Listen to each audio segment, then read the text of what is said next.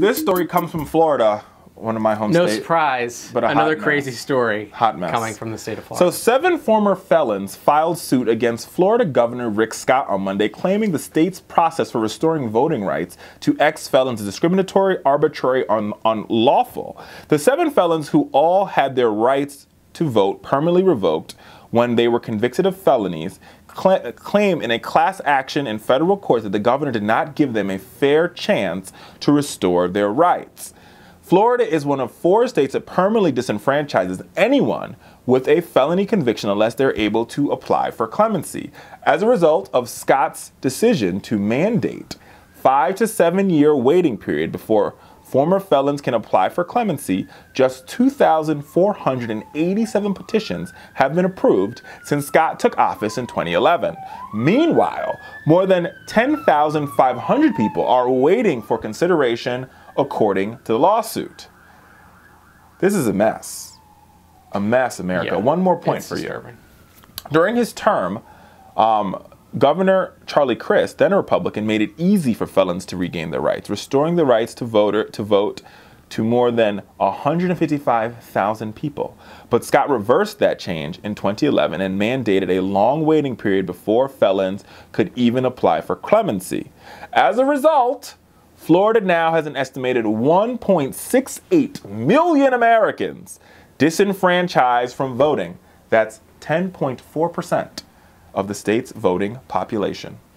I mean, I gotta tell you folks, this is absolutely, okay, so just start with the premise, right? The idea that once felons have completed their sentence and they're returned back into public, that they shouldn't be eligible to vote.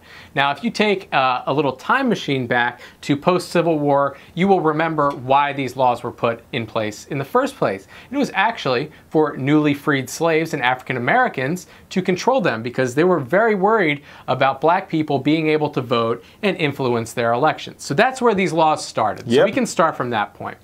You got to know your history. That's one of my favorites. Yeah, You've got to know your history. You got to know where you came from to know where you're going.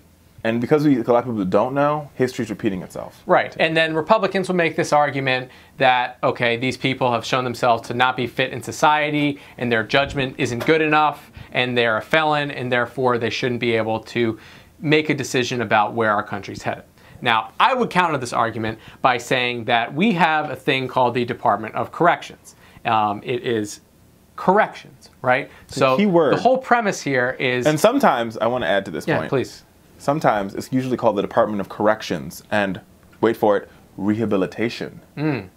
Big word. So when we send people to jail and we offer, you know, all kinds of deals and bargains and parole and things like that, people are released from jail or they're in jail and they're supposed to be rehabilitated.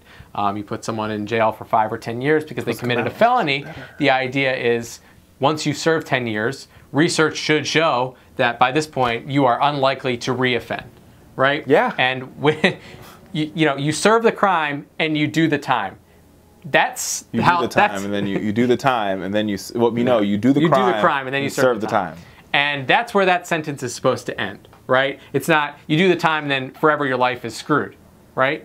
But not in the GOP. I mean, not in the Grand Old Party's America. Exactly. In the Grand Old Party's America, they want to ensure, right? And here's the thing: you've got to follow the story. Hashtag follow the story. Remember how we got here. And Florida is a great example. It's a glaring example of how we got here.